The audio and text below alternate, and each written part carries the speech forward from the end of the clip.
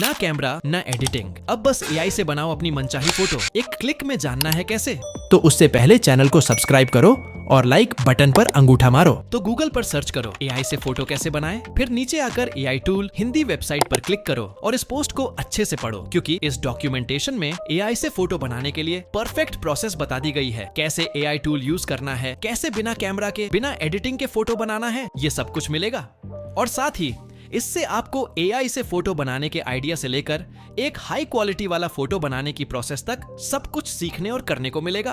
तो देर किस बात की, एआई से फोटो बनाओ बिल्कुल फ्री में। तो अगर आप भी एआई से हाई क्वालिटी फोटो बनाना चाहते हो तो अभी सर्च करो एआई टूल हिंदी, जहां पर आपको मिलेगा एआई का संसार।